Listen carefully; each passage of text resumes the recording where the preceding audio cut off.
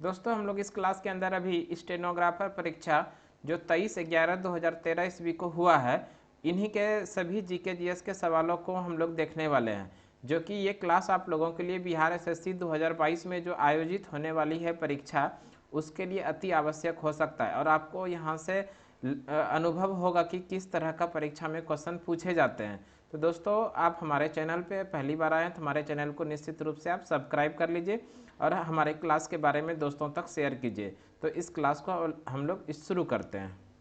दोस्तों question number 22 से हम लोग शुरू करेंगे, क्योंकि क्वेश्चन नंबर 22 के पहले जितने भी सवाल थे वो अंग्रेजी एवं हिंदी के सवाल थे। तो क्वेश्चन नंबर 22 से शुरू करते हैं।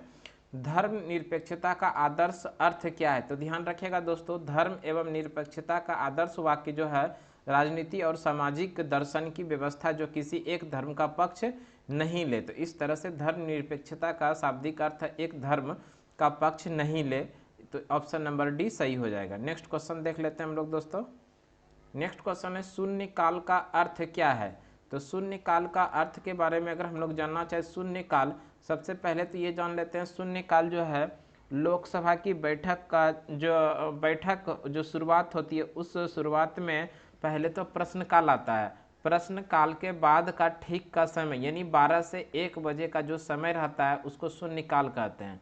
और इस शून्य काल के दरमियान जब अत्यंत महत्वपूर्ण मामले पर विचार विमर्श उठाया जाए, इसी शून्य काल के दरमियान होता है। तो इस तरह से क्वेश्चन नंबर 23 का 22 ऑप्शन नंबर बी सही हो जाएगा।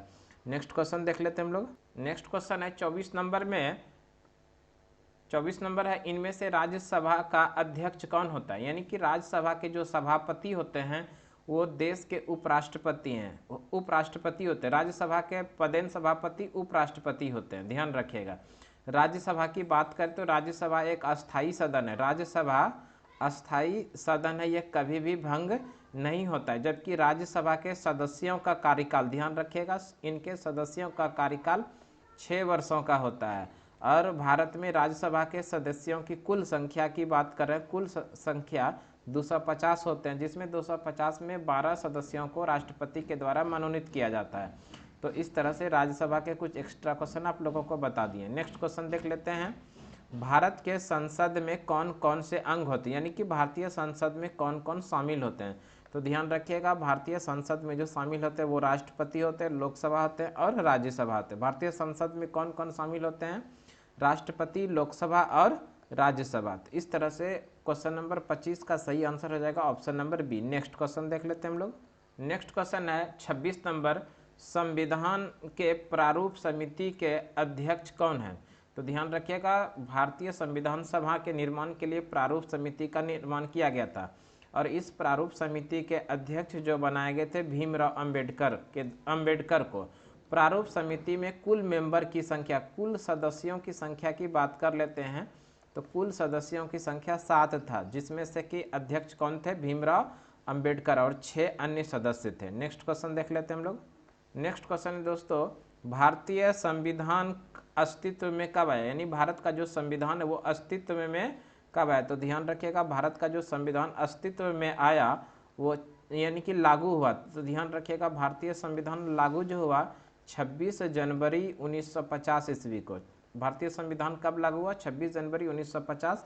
इस तरह से ऑप्शन नंबर बी सही हो जाएगा। जबकि अंगीकार किया गया, तो इसको भी ध्यान रखिएगा, भारतीय संविधान को अंगीकार किया गया था 26 नवंबर 1949 को। भारतीय संविधान को अपनाया कब गया? 26 नवंबर 1949 को। 26 नवंबर को भारत में मनाया जाता है संविधान दिवस। इसको भी ध्यान रखिएगा, संविधान दिवस कब मनाया जाता है? तो 26 नवंबर को संविधान दिवस 26 नवंबर को मनाया जाता है, क्योंकि 26 नवंबर 1949 को भारतीय संविधान को अपनाया गया था, जबकि लागू किया गया था 26 जनवरी 1950 ईस्वी को। ऑप्शन नंबर बी सही हो जाएगा। नेक्स्ट क्वेश्चन देख लेते हैं हम लोग। नेक्स्ट क्वेश्चन है, कोई भी विधेयक धन विधेयक है या नहीं, इसका निर्णय कौन लेता है? तो ध्यान रखिएगा, कोई भी विधेयक धन विधेयक है या नहीं, इसका निर्णय लोकसभा अध्यक्ष के द्वारा लिया जाता है। लोकसभा अध्यक्ष, ध्यान रखिएगा, कोई भी विधेयक हो, केवल धन विधेयक ही नहीं, हो सकता है वित्त विधेयक हो या साधारण विधेयक हो, इसका निर्णय कौन करता है? लोकसभा अध्यक्ष करता है। और अगर लोकसभा अध्यक्ष की बात करें वर्तमान समय में ओम बिरला है। लोकसभा अध्यक्ष अभी कौन है? ओम बिरला। हम लोग दोस्तों बात कर लेते हैं धन विधेयक। ये धन विधेयक मनी बिल जो है भारतीय संविधान के अनुच्छेद नंबर 110 में है। ध्यान रखिएगा, धन विधेयक भारतीय संविधान के किस अनुच्छेद में? 110 में। ये धन विधेयक को सर्वप्रथम जो है दोस्तों लोकसभा के अंदर पेश किया जाता है और ये लोकसभा में पारित होने के बाद ये जाता है राज्यसभा में, और राज्यसभा धन विधेयक को मैक्सिमम 14 दिनों तक स्थगित करके रख सकता है। तो ये क्वेश्चन पूछा गया कि राज्यसभा धन विधेयक को कितने दिनों तक रोक कर रख सकती है? तो 14 दिन। 14 दिनों पे इस पे निर्णय लेना आवश्यक है। नेक्स्ट क्वेश्चन देख लेते हैं हम लोग। नेक्स्ट क्वेश्चन है दोस्तों पंचायती राज। पंचायती राज जो है कितने स्तर के? तो ध्यान रखिएगा, भारत में पंचायती राज 3 स्तर के हैं और ये त्रिस्तरीय पंचायती राज बलवंत राय मेहता समिति के देन है। बलवंत राय मेहता समिति, बलवंत राय मेहता समिति। भारत में अभी वर्तमान समय में कितने प्रकार के पंचायती राज की व्यवस्था है? तो त्रिस्तरीय पंचायती राज बलवंत राय मेहता समिति की देन है। 2 स्तरीय की बात करें तो अशोक राय मेहता समिति, इसको भी ध्यान रखिएगा, अशोक राय मेहता समिति का देन है 2 स्तरीय। पंचायती राज की बात करें, भारत में सर्वप्रथम पंचायती राज 2 अक्टूबर 1959 ईस्वी को राजस्थान के नागौर जिला में लागू किया गया था। राजस्थान के नागौर जिला, ये भी ध्यान रख लीजिएगा, राजस्थान के नागौर में सर्वप्रथम पंचायती राज व्यवस्था की शुरुआत किया गया था। नेक्स्ट क्वेश्चन देख लेते हैं हम लोग। नेक्स्ट क्वेश्चन है किस ग्रह को पृथ्वी की बहन कहा जाता है? किस ग्रह को पृथ्वी की बहन कहा जाता है? तो ध्यान रखिएगा दोस्तों, शुक्र को पृथ्वी की बहन कहा जाता है। शुक्र ग्रह को पृथ्वी की बहन कहा जाता है। पृथ्वी एकमात्र ग्रह है जहाँ पर कि जीवन संभव है। जीवन संभव एकमात्र ग्रह जहाँ पर जीवन संभव है वो पृथ्वी, और पृथ्वी की एकमात्र उपग्रह है, ध्यान रखिएगा, चंद्रमा। पृथ्वी का एकमात्र उपग्रह कौन सा है? चंद्रमा। पृथ्वी पर जल की उपस्थिति के कारण इसे नीला ग्रह भी कहते हैं। नीला ग्रह किसे कहते हैं? पृथ्वी को, ध्यान रखिएगा। मंगल को लाल ग्रह कहते हैं। मंगल को लाल ग्रह कहते हैं क्योंकि मंगल पर ही आयरन ऑक्साइड होने का प्रमाण मिला, इसलिए मंगल को लाल ग्रह के नाम से भी जानते हैं। नेक्स्ट क्वेश्चन देख लेते हैं हम लोग। नेक्स्ट क्वेश्चन है नक्शे और ग्लोब पर अंतः विभाजक लाइनें कौन हैं? तो ध्यान रखिएगा, नक्शे और ग्लोब पर अंतः विभाजक लाइनें अक्षांश हैं, या इसी के लिए आपको यूज देखने के लिए मिलेगा दोस्तों देशांतर रेखा। देशांतर रेखा भी कभी कभी दिया जाता है। नक्शे और ग्लोब पर अंतः विभाजन लाइनें कौन से हैं? अभी तो अक्षांश है और कभी आपको देखने के लिए मिलेगा देशांतर रेखा। नेक्स्ट क्वेश्चन देख लेते हैं हम लोग। नेक्स्ट क्वेश्चन है सहारा मरुस्थल। सहारा मरुस्थल यानी सहारा रेगिस्तान कहाँ स्थित है? तो ध्यान रखिएगा दोस्तों, सहारा रेगिस्तान जो है उत्तरी अफ्रीका में, उत्तरी अफ्रीका में।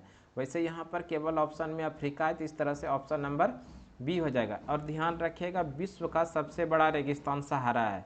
विश्व का सबसे बड़ा रेगिस्तान कौन सा है? सहारा। जबकि हम लोग बात कर ले एशिया का सबसे बड़ा रेगिस्तान तो गोबी है।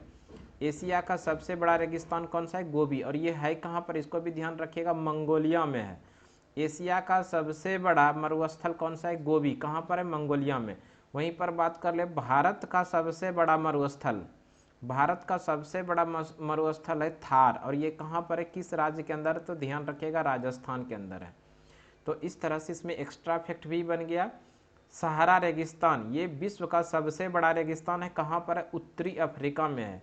एशिया का सबसे बड़ा रेगिस्तान तो गोबी है, कहाँ पर है? किस देश में? मंगोलिया में है। भारत का सबसे बड़ा रेगिस्तान तो थार है, कहाँ पर है? राजस्थान के अंदर है। नेक्स्ट क्वेश्चन नंबर 33 है लक्षद्वीप समूह किस प्रकार के द्वीप हैं? तो ध्यान रखिएगा दोस्तों, लक्षद्वीप समूह जो है प्रवाल द्वीप हैं। लक्षद्वीप समूह किस प्रकार के हैं? प्रवाल द्वीप। ऑप्शन नंबर बी सही हो जाएगा। नेक्स्ट क्वेश्चन देख लेते हैं हम लोग अब। नेक्स्ट क्वेश्चन है कॉफी की खेती निम्न पहाड़ियों में से किसमें सीमित है? तो ध्यान रखिएगा दोस्तों, सह्याद्री एक पहाड़ी है, इसी पहाड़ी में कॉफी की खेती की सीमित है। और ये सह्याद्री पहाड़ी कहाँ पर है? तो ध्यान रखिएगा दोस्तों, कर्नाटक राज्य के अंदर है। कहाँ पर है? कर्नाटक के अंदर। नेक्स्ट क्वेश्चन 36 नंबर में है किस राज्य ने साक्षरता में सर्वोच्च दशक की विकास दर दर्ज की है? तो विकास दर के बारे में पूछा जा रहा है कि साक्षरता में 2011 से 2011 के बीच में साक्षरता दर यानी विकास दर सबसे अधिक कहाँ पर हुआ है? बिहार के अंदर। अगर हम लोग बात करें बिहार में जो साक्षरता दर का विकास हुआ है 2001 की जनगणना में बिहार का जो साक्षरता दर था 47 था, 47%। और जबकि 2011 में, ध्यान रखिएगा, 2011 में ये साक्षरता दर बढ़ के 61% हो गया। कितना? 61%। तो इस तरह से विकास दर कितना परसेंट बढ़ गया? तो ध्यान रखिएगा दोस्तों, 14% का आसपास में विकास दर बढ़ गया। इतना तेजी से विकास किसी भी राज्य का साक्षरता में विकास दर दर्ज नहीं किया गया। तो सबसे अधिक साक्षरता में विकास दर किस राज्य का दर्ज हुआ है? तो बिहार का। वैसे अगर आप लोग से पूछा जाए, बताइए भारत में सबसे अधिक साक्षरता कहाँ पर है? तो आंसर कीजिएगा केरल। सबसे अधिक साक्षर राज्य है केरल। नेक्स्ट क्वेश्चन देख लेते हैं। नेक्स्ट क्वेश्चन है, नम पर्णपाती जंगल कहाँ पाए जाते हैं? नम पर्णपाती जंगल कहाँ पाए जाते हैं? सहरसा और पूर्णिया में पाए जाते हैं। ऑप्शन नंबर ए सही हो जाएगा। नेक्स्ट क्वेश्चन है दोस्तों, इनमें से कौन से बिहार में उत्पादित खनिज है? तो ध्यान रखिएगा, चूना पत्थर, क्वार्टजाइट और पाइराइट, ये बिहार के अंदर पाए जाने वाला खनिज है। ऑप्शन नंबर ए सही हो जाएगा। नेक्स्ट क्वेश्चन देख लेते हैं हम लोग। नेक्स्ट क्वेश्चन है, इनमें से कौन सहस्त्राब्दी विकास लक्ष्य है? विकास के लिए वैश्विक साझेदारी का विकसित होना ही सहस्त्राब्दी विकास का लक्ष्य। ऑप्शन नंबर ए सही हो जाएगा। नेक्स्ट क्वेश्चन देखते हैं हम लोग। नेक्स्ट क्वेश्चन है, मानव विकास सूचकांक किसके द्वारा बनाया गया है? यानी मानव विकास सूचकांक की अवधारणा, तो ध्यान रखिएगा दोस्तों, पाकिस्तान के अर्थशास्त्री महबूब उल हक और भारत के अर्थशास्त्री अमर्त्य सेन के द्वारा इसकी शुरुआत किया गया। अगर मानव विकास सूचकांक की बात करें, इसकी शुरुआत 1990 ईस्वी के आसपास हुई है, यानी 1990 ईस्वी में किया गया है। किसके द्वारा? तो पहला नाम तो आता है महबूब उल हक और अमर्त्य सेन। मानव विकास सूचकांक ये किसके द्वारा रिपोर्ट प्रस्तुत किया जाता है? तो ध्यान रखिएगा, UNDP, United Nation development programme के द्वारा प्रत्येक वर्ष मानव विकास सूचकांक प्रस्तावित किया जाता है, ये पारित किया जाता है। मानव विकास सूचकांक के 3 आधार हैं, इसको भी ध्यान रखिएगा।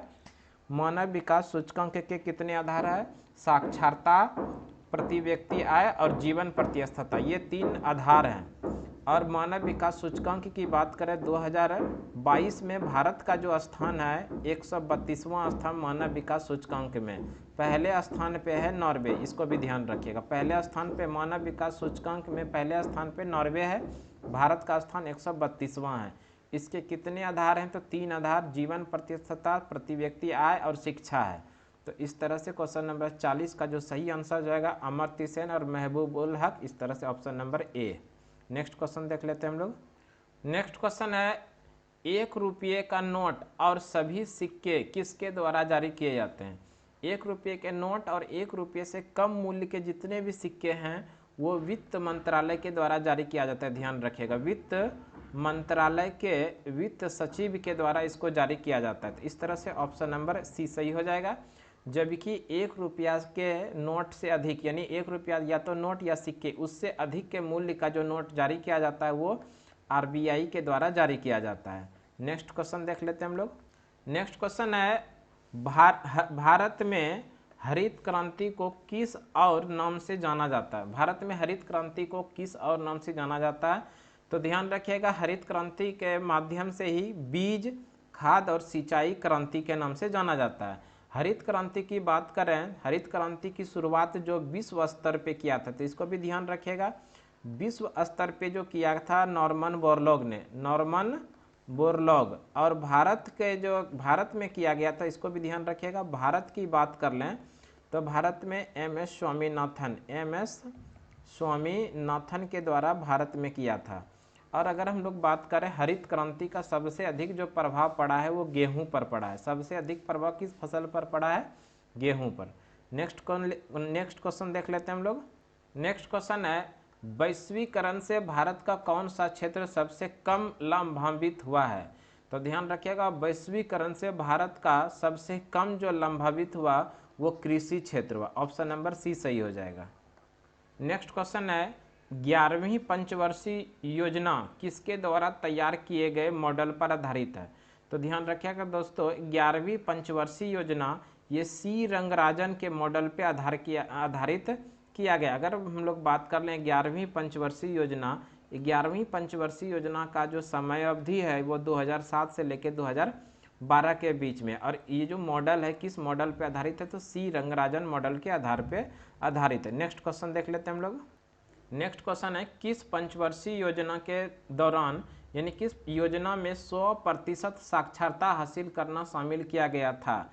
तो ध्यान रखिएगा दोस्तों, ये जो है 10वां पंचवर्षीय योजना जो 2012 से 10वां नहीं 12वीं पंचवर्षीय योजना जो कि ये चला 2012 से लेके 2017 के बीच, इसी में लक्ष्य रखा गया था 100% साक्षरता हासिल करने का।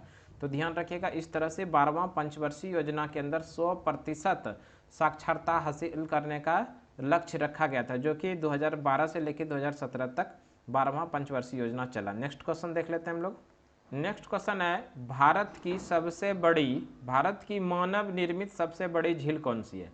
भारत की सबसे बड़ी मानव निर्मित झील जो है वो गोविंद सागर झील है। और ये कहाँ पर है, ध्यान रखिएगा, चंडीगढ़ में। कहाँ पर है, चंडीगढ़ में है। और किस नदी के ऊपर में बनाया गया, तो सतलज नदी के ऊपर में एक बांध है, भाखड़ा नांगल बांध, और इसी भाखड़ा नांगल बांध के ऊपर में गोविंद सागर झील बनाया गया है। ये भी ध्यान रखिएगा, भाखड़ा नांगल बांध किस नदी पर है, तो सतलज नदी पर है, सतलज नदी पर है। और गोविंद सागर झील इसी सतलज नदी के ऊपर जो बांध बनाया गया है, भाखड़ा नांगल बांध, उसी बांध के ऊपर में गोविंद सागर झील बनाया गया। और भारत का सबसे बड़ी मानव निर्मित झील कौन सी है, गोविंद सागर झील। किस राज्य के अंदर है, तो पंजाब के चंडीगढ़ शहर में स्थित है। नेक्स्ट क्वेश्चन है तिलैया मैथन, पंचेत और कोनार बांधों को किस नदी पर बनाया गया है। ये तो बनाया गया है दोस्तों बराकर नदी पर। ध्यान रखिएगा, किस नदी पर बनाया गया है, बराकर। और ये जो बराकर नदी है दामोदर नदी की सहायक है, दामोदर की सहायक नदी है बराकर। बराकर तो ऑप्शन में है नहीं, इसलिए इस प्रश्न का जो सही आंसर हो जाएगा वो दामोदर हो जाएगा। तिलैया मैथन, पंचेत और कोनार बांधों का निर्माण किस नदी पर किया गया, बराकर। और ये जो बराकर है दामोदर की सहायक नदी है, तो इस तरह से ऑप्शन नंबर डी सही हो जाएगा। नेक्स्ट क्वेश्चन देख लेते हैं हम लोग। नेक्स्ट क्वेश्चन है दोस्तों, संयुक्त राष्ट्र संघ का मुख्यालय कहाँ पर है। संयुक्त राष्ट्र संघ UNO, United Nation of organisation, जिसकी स्थापना 24 अक्टूबर 1945 ईस्वी को किया गया। इसका जो हेडक्वार्टर है न्यूयॉर्क के अंदर है, न्यूयॉर्क यूएसए में है। यूएनओ के कुल अंग की बात करें तो 6 अंग है। कितने अंग है, 6 अंग है। और आधिकारिक भाषा जो है वो भी 6 है, जिसमें से अंग्रेजी और फ्रेंच कार्यकारी भाषा है, बाद बाकी सभी ऑफिशियल लैंग्वेज है। नेक्स्ट क्वेश्चन देख लेते हैं हम लोग। नेक्स्ट क्वेश्चन है, फॉल्ट लाइन्स नामक पुस्तक, ये एक पुस्तक है, फॉल्ट लाइन किसके द्वारा लिखा गया है। तो ध्यान रखिएगा दोस्तों, रघुराम जी राजन के द्वारा फॉल्ट लाइन्स पुस्तक लिखा गया है। रघुराम जी राजन जो है आरबीआई के पूर्व गवर्नर है। ध्यान रखिएगा, आरबीआई के पूर्व गवर्नर रघुराम जी राजन के द्वारा फॉल्ट लाइन्स नामक पुस्तक की रचना की गई है। नेक्स्ट क्वेश्चन देख लेते हैं हम लोग। नेक्स्ट क्वेश्चन है दोस्तों, मार्च 2013 तक वित्त मंत्री पी चिदम्बरम ने कितने बजट प्रस्तुत किए हैं। अगर हम लोग बात करें बजट की, बजट सबसे पहली बार बजट 1860 ईस्वी में जेम्स विल्सन के द्वारा प्रस्तुत किया गया था। ध्यान रखिएगा, जेम्स विल्सन के द्वारा। और वहीं पर बात करें स्वतंत्र भारत का पहला बजट 26 नवंबर 1949 ईस्वी को, 26 नवंबर 1949 नहीं दोस्तों 1947, ध्यान रखिएगा 26 नवंबर 1947 ईस्वी को आर के सन्मुखम सेठी के द्वारा प्रस्तुत किया गया था। बजट सर्वाधिक बार कितने प्रस्तुत किया है, 10 बार सर्वाधिक बजट प्रस्तुत करने का रिकॉर्ड है मोरारजी देसाई के नाम। ध्यान रखिएगा, सर्वाधिक बजट किसने प्रस्तुत किया है, मोरारजी देसाई ने। कितनी बार, 10 बार। नेक्स्ट क्वेश्चन देख लेते हैं हम लोग।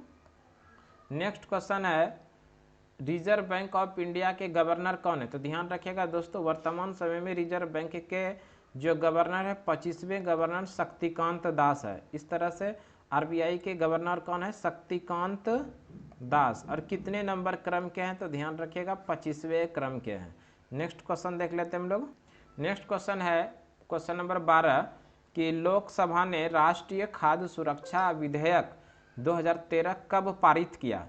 ये जो पारित किया था 26 अगस्त 2013 को पारित किया था, जबकि 10 सितंबर 2013 ईस्वी को इसको लागू किया गया। भारत में राष्ट्रीय खाद्य सुरक्षा विधेयक कब लागू किया गया, 10 सितंबर 2013 ईस्वी को। यहाँ पर पूछा गया कि कब पारित किया था लोकसभा में। 26 सितंबर 2013 ईस्वी को लोकसभा के अंदर राष्ट्रीय खाद्य सुरक्षा विधेयक पारित किया गया था। नेक्स्ट क्वेश्चन देख लेते हैं हम लोग। नेक्स्ट क्वेश्चन है, विश्व की पहली महिला प्रधानमंत्री कौन थी? तो ध्यान रखिएगा दोस्तों, श्री मावो भंडारनायके जो श्रीलंका की राष्ट्र प्रधानमंत्री बनी थी, महिला प्रधानमंत्री श्रीलंका के। तो ध्यान रखिएगा, श्री मावो भंडारनायके विश्व की पहली महिला प्रधानमंत्री किस देश की है? श्रीलंका की। नेक्स्ट क्वेश्चन देख लेते हैं हम लोग। नेक्स्ट क्वेश्चन पूछा गया है, भारत का राष्ट्रीय गीत की रचना, भारत का जो राष्ट्रीय गीत है वंदे मातरम। ध्यान रखिएगा, भारत का राष्ट्रीय गीत क्या है? वंदे मातरम। और भारत का जो राष्ट्रीय गीत है वंदे मातरम, इसके लेखक बंकिम चंद्र चटर्जी है। ध्यान रखिएगा इसको कि वंदे मातरम को पहली बार 1896 का भारतीय राष्ट्रीय कांग्रेस के अधिवेशन में गाया गया था और ये अधिवेशन कोलकाता में हुआ था। और इस तरह से ध्यान रखिएगा, वंदे मातरम को गाने में जो समय लगता है 65 सेकेंड का लगता है। नेक्स्ट क्वेश्चन देख लेते हैं हम लोग।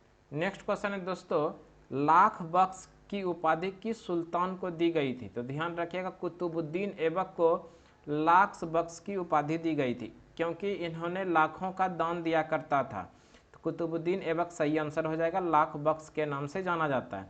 कुतुबुद्दीन ऐबक ने 1206 ईस्वी में गुलाम वंश की स्थापना किया था। गुलाम वंश, ध्यान रखिए, गुलाम वंश के संस्थापक कुतुबुद्दीन ऐबक। इसी गुलाम वंश का दूसरा नाम था दास वंश। दास वंश के संस्थापक कौन थे? कुतुबुद्दीन ऐबक। और इसी कुतुबुद्दीन ऐबक को लाख बख्श की उपाधि दिया गया था। नेक्स्ट क्वेश्चन देख लेते हैं हम लोग। अगला क्वेश्चन है, चौसा का युद्ध किसके किसके बीच में हुआ था? तो चौसा का युद्ध जो हुआ था 1539 ईस्वी में हुमायूं और शेरशाह के बीच में हुआ था और इस युद्ध में शेरशाह ने हुमायूं को पराजित किया था। तो इस तरह से ध्यान रखिएगा, चौसा का युद्ध हुमायूं और शेरशाह के बीच में हुआ था 1539 ईस्वी में। इसमें शेरशाह ने हुमायूं को पराजित किया था। नेक्स्ट क्वेश्चन देखते हैं। नेक्स्ट क्वेश्चन है, दिल्ली में जामा मस्जिद किसके द्वारा बनवाया गया था? तो ध्यान रखिएगा, दिल्ली में जामा मस्जिद का निर्माण शाहजहां के द्वारा किया गया था। ऑप्शन नंबर डी सही हो जाएगा। दिल्ली में जामा मस्जिद का निर्माण शाहजहां के द्वारा, ऑप्शन नंबर डी सही हो जाएगा। नेक्स्ट क्वेश्चन है, निम्नलिखित में से किस युद्ध ने बंगाल में अंग्रेजों को सर्वोच्चता प्रदान की? तो ध्यान रखिएगा, पलासी के युद्ध में अंग्रेजों को सर्वोच्चता प्रदान किया था बंगाल के अंदर। कब हुआ था पलासी का युद्ध? इसको भी ध्यान रखिएगा, 23 जून 1757 ईस्वी को। किसके किसके बीच हुआ था? रॉबर्ट क्लाइव, इसको भी ध्यान रख लीजिएगा, रॉबर्ट क्लाइव और सिराजुद्दौला के बीच, सिराजुद्दौला। और इस युद्ध में रॉबर्ट क्लाइव ने सिराजुद्दौला को पराजित किया था। तो इसी पलासी के युद्ध के बाद बंगाल में अंग्रेजों को सर्वोच्चता मिली थी। पलासी का युद्ध 23 जून 1757 ईस्वी को हुआ था। रॉबर्ट क्लाइव और सिराजुद्दौला के बीच में हुआ था। इसमें रॉबर्ट क्लाइव ने सिराजुद्दौला को पराजित किया था। नेक्स्ट क्वेश्चन है, भारत में रेलवे का प्रारंभ करने का श्रेय जाता है किनको? लॉर्ड डलहौजी को। भारत में रेलवे की शुरुआत किसने करवाया था? लॉर्ड डलहौजी ने। ध्यान रखिएगा, 16 अप्रैल 1853 को, 16 अप्रैल 1853 को मुंबई से थाने के बीच में भारत में पहली बार रेलगाड़ी चलवाई गई थी। मुंबई से थाने के बीच में कुल कितना दूरी था? तो 34 किलोमीटर। इसको भी ध्यान रखिएगा, कुल दूरी 34 किलोमीटर। रेलगाड़ी का नाम था ब्लैक ब्यूटी। भारत में पहली बार रेलगाड़ी किसने चलवाया था? लॉर्ड डलहौजी ने। 16 अप्रैल 1853 ईस्वी को मुंबई से थाने के बीच में 34 किलोमीटर। रेलगाड़ी का नाम ब्लैक ब्यूटी। नेक्स्ट क्वेश्चन देख लेते हैं हम लोग। नेक्स्ट क्वेश्चन है, भारतीय संविधान कब लागू किया गया? तो ध्यान रखिएगा दोस्तों, 26 जनवरी 1950 ईस्वी को भारतीय संविधान को लागू किया गया, जबकि भारतीय संविधान को अपनाया गया 26 नवंबर 1949 को। नेक्स्ट क्वेश्चन देखते हैं हम लोग। नेक्स्ट क्वेश्चन है, 1857 ईस्वी का विद्रोह का तत्कालिक कारण क्या था? 1857 की क्रांति ये स्टार्ट हुआ था 10 मई को। 10 मई 1857 को ये शुरू हुआ था। कहाँ पर से हुआ था? तो ध्यान रखिएगा, मेरठ से। और किसके द्वारा शुरू किया गया था? तो मंगल पांडे नामक एक सिपाही के द्वारा। मंगल पांडे एक सिपाही के द्वारा शुरू किया गया था इस 1857 की क्रांति को। इसी का दूसरा नाम है सिपाही विद्रोह, क्योंकि ये मंगल पांडे एक सिपाही थे और इस सिपाही ने इस विद्रोह को शुरू किया था। और इसका जो तत्कालिक कारण था, चर्बी वाले इस युद्ध का तत्कालिक कारण क्या था? चर्बी वाले कारतूस की घटना। और इसी समय एक राइफल लाया गया था जिनका नाम है एनफील्ड राइफल। और इस एनफील्ड राइफल में जो कारतूस लगाया जाता था, कारतूस को पहले मुंह से छीलना पड़ता था और अंग्रेजों ने अफवाह फैला दिया कि इसके अंदर जो कारतूस लगता है वो चर्बी से बना, और ये चर्बी इसमें गाय और सुअर का मिला गया ताकि आपस में क्या हो जाए, भड़क जाए लोग। इसी के विरोध में 1857 ईस्वी के क्रांति में एक विद्रोह किया गया मंगल पांडे के द्वारा, और ये विद्रोह पूरे भारत में अलग अलग क्षेत्रों में अलग अलग लोगों ने नेतृत्व किया था। नेक्स्ट क्वेश्चन देखते हैं हम लोग। नेक्स्ट क्वेश्चन है पानीपत का प्रथम युद्ध किस वर्ष हुआ? पानीपत का प्रथम युद्ध 1526 में हुआ बाबर और इब्राहिम लोदी के बीच। बाबर और इब्राहिम लोदी, ध्यान रखिएगा, इब्राहिम लोदी। और इसी इब्राहिम लोदी को बाबर ने पराजित किया और भारत में एक नए वंश की शुरुआत किया जिसका नाम है मुगल वंश। मुगल वंश की शुरुआत बाबर के द्वारा ही किया गया, इसी पानीपत के प्रथम युद्ध में इब्राहिम लोदी को पराजित करके। और ध्यान रखिएगा दोस्तों, पानीपत का कुल जो युद्ध हुआ है 3 हुआ है। 1526 में पहला हुआ, 1556 ईस्वी में अकबर और हेमू के बीच में दूसरा युद्ध हुआ। पानीपत का दूसरा युद्ध 1556 ईस्वी में अकबर और हेमू के बीच में। इस युद्ध में अकबर ने हेमू को पराजित किया। और इस तरह से ध्यान रखिएगा, पानीपत का तीसरा युद्ध 1761 ईस्वी में अहमद शाह अब्दाली और मराठाओं के बीच में हो। इस युद्ध में अहमद शाह अब्दाली ने मराठाओं को पराजित किया। अब हम लोग देख लेते हैं नेक्स्ट क्वेश्चन। नेक्स्ट क्वेश्चन में है दोस्तों, सम्राट अशोक के अधिकतर शिलालेख किस लिपि में लिखे गए हैं? तो ध्यान रखिएगा, सम्राट अशोक के अधिकतर शिलालेख जो लिखे गए हैं वो ब्राह्मणी लिपि में। तो इस तरह से इस प्रश्न का जो सही आंसर हो जाएगा ऑप्शन नंबर ए, ब्राह्मणी लिपि में। सम्राट अशोक के अधिकतर शिलालेख किस लिपि में लिखे गए हैं? ब्राह्मणी लिपि में। नेक्स्ट क्वेश्चन है, नालंदा प्राचीन विश्वविद्यालय, नालंदा प्राचीन विश्वविद्यालय किस वंश के दौरान बनाया गया था? तो ध्यान रखिएगा, नालंदा विश्वविद्यालय का जो निर्माण किया गया था कुमारगुप्त के द्वारा किया गया था, कुमारगुप्त। और ये कुमारगुप्त गुप्त वंश का शासक था। तो इस तरह से ऑप्शन नंबर बी सही हो जाएगा। और एक क्वेश्चन ध्यान रखिएगा, इस नालंदा विश्वविद्यालय को जो ध्वस्त किया था बख्तियार खिलजी के द्वारा। ध्यान रखिएगा, बख्तियार खिलजी एक तुर्की का शासक था। इन्होंने नालंदा विश्वविद्यालय को ध्वस्त किया था, यानी आग लगा दिया था। तो इस तरह से नालंदा विश्वविद्यालय को ध्वस्त बख्तियार खिलजी ने किया था। नालंदा विश्वविद्यालय का गठन यानी कि स्थापना वो कुमारगुप्त के द्वारा किया गया था। कुमारगुप्त गुप्त वंश का शासक था। और इस तरह से ऑप्शन नंबर बी सही हो जाएगा। नेक्स्ट क्वेश्चन देख लेते हैं अब हम लोग। नेक्स्ट क्वेश्चन है, फणीश्वर नाथ रेणु कौन थे? फणीश्वर नाथ रेणु एक कवि थे। ऑप्शन नंबर बी सही हो जाएगा। क्वेश्चन नंबर 67 में है, गौतम बुद्ध का जन्म कहाँ हुआ था? गौतम बुद्ध का जन्म 563 ईसा पूर्व कपिलवस्तु, लुम्बिनी और नेपाल, तीनों बात ध्यान रखिएगा, कपिलवस्तु के लुम्बिनी में हुआ था।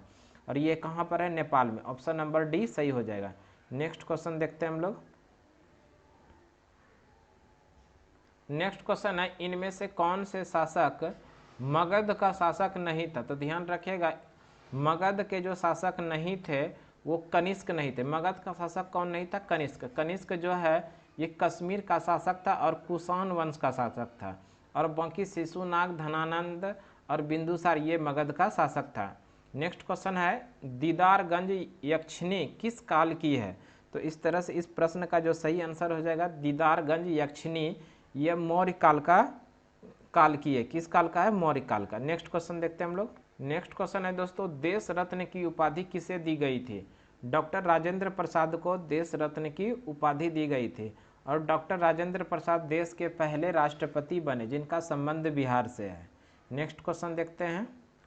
नेक्स्ट क्वेश्चन है दोस्तों, पृथ्वी तल से ऊपर या नीचे जाने पर गुरुत्वीय त्वरण का मान क्या होता है? तो ध्यान रखिएगा दोस्तों, पृथ्वी तल से ऊपर या नीचे जाने पर गुरुत्व त्वरण का मान घट जाता है। तो ऑप्शन नंबर ए सही हो जाएगा। नेक्स्ट क्वेश्चन देखते हैं। नेक्स्ट क्वेश्चन है, सोने के आभूषण बनाते समय इसमें क्या मिलाया जाता है? सोने के आभूषण बनाते समय इसमें चांदी भी मिलाया जाता है। तो ध्यान रखिएगा, चांदी और तांबा दोनों मिलाया जाता है। चांदी तो ऑप्शन में है नहीं, तो तांबा ऑप्शन सही हो जाएगा, ऑप्शन नंबर ए। अगर हम लोग बात कर लें सोने का, दोस्तों शुद्ध सोना जो होता है वो 24 कैरेट का होता है। कितने कैरेट का? 24 कैरेट का, और जो अत्यंत लचीला होता है यानी कि शुद्ध सोने का आभूषण बनाना पॉसिबल नहीं है, इसलिए आभूषण जो बनाया जाता है कितने कैरेट का, तो ध्यान रखिएगा 22 कैरेट का। और इसको मजबूती प्रदान करने के लिए, कठोरता प्रदान करने के लिए इसमें या तो चांदी मिलाया जाता है या तांबा मिलाया जाता है। तो ये भी पूछा गया है सवाल कि शुद्ध सोने कितने कैरेट के होते हैं। शुद्ध सोने 24 कैरेट के और आभूषण जो बनाए जाते हैं 22 कैरेट का। और इस प्रश्न में जो पूछा गया था सोने का आभूषण बनाते समय इसमें क्या मिलाया जाता है, तो चांदी भी मिलाया जाता है और तांबा भी मिलाया जाता है। तो अकॉर्डिंग टू ऑप्शन तांबा सही हो जाएगा। नेक्स्ट क्वेश्चन देख लेते हैं हम लोग। नेक्स्ट क्वेश्चन है दोस्तों, आतिशबाजी में हरा रंग निम्न की उपस्थिति के कारण होता है। हरा रंग जो होता है दोस्तों ध्यान रखिएगा बेरियम की उपस्थिति के कारण। आतिशबाजी में हरा रंग किसकी उपस्थिति के कारण होता है, बेरियम की उपस्थिति के कारण। जबकि स्ट्रोंसियम की उपस्थिति के कारण आतिशबाजी के दौरान लाल रंग होता है। आतिशबाजी के दौरान लाल रंग जो उत्पन्न होता है, लाल रंग जो दिखाई देता है वो स्ट्रोंसियम के कारण, और जबकि हरा रंग जो दिखाई देता है वो बेरियम के कारण। अब देख लेते हैं नेक्स्ट क्वेश्चन। क्वेश्चन नंबर 74 में है दोस्तों, एक चलती हुई वस्तु पर कोई बल का प्रयोग न हो तो वह निरंतर डैश के साथ चलेगा, यानी वो गति के साथ चलेगा। तो इस तरह से ऑप्शन नंबर सी सही हो जाएगा। एक चलती हुई वस्तु पर कोई बल का प्रयोग न हो तो वह निरंतर गति के साथ, एक गति के साथ चलेगा। इस तरह से ऑप्शन नंबर सी सही हो जाएगा। नेक्स्ट क्वेश्चन देखते हैं। नेक्स्ट क्वेश्चन है दोस्तों, सभी चुंबकत्व का स्रोत है, सभी चुंबकत्व का स्रोत विद्युत आवेश है। ऑप्शन नंबर डी सही हो जाएगा। नेक्स्ट क्वेश्चन है दोस्तों, एक थके हुए वस्तु में इनमें से क्या हो सकता है, तो ऊर्जा हो सकता है। ऑप्शन नंबर डी सही हो जाएगा। तो दोस्तों इस तरह से हम लोगों ने 23/11/2013 ईस्वी को जो स्टेनोग्राफर का परीक्षा हुआ था और उसमें जो प्रश्न आए थे जीके जीएस के सवाल को पूरी डिटेल एक्सप्लेन के साथ हम आप लोगों को बताने का प्रयास किया, और इसमें आप लोगों को एक्स्ट्रा फैक्ट भी हम बताएं।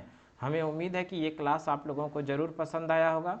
तो दोस्तों आप हमारे चैनल पे अभी तक नए हैं दोस्तों, तो हमारे चैनल को निश्चित रूप से आप सब्सक्राइब कर लीजिए, और हमारे द्वारा पढ़ाए गए क्लास में क्या कमी रहा ज़रूर कमेंट बॉक्स में बताइए, ताकि आने वाले क्लास में उसको सुधार करके फिर से आप लोगों के बीच ला सके एक नए क्लास। दोस्तों हमारे चैनल पे लगातार आप जुड़े रहें, क्योंकि हम अपने चैनल पे सरकारी नौकरी के नई वैकेंसीज जो आती है उसके बारे में भी आप लोगों को बताने का प्रयास करते हैं। तो आज के क्लास के लिए हम लोग इतना ही रहने देते हैं। अगले क्लास में फिर से अगले दिन मिलते हैं, तब तक के लिए धन्यवाद दोस्तों।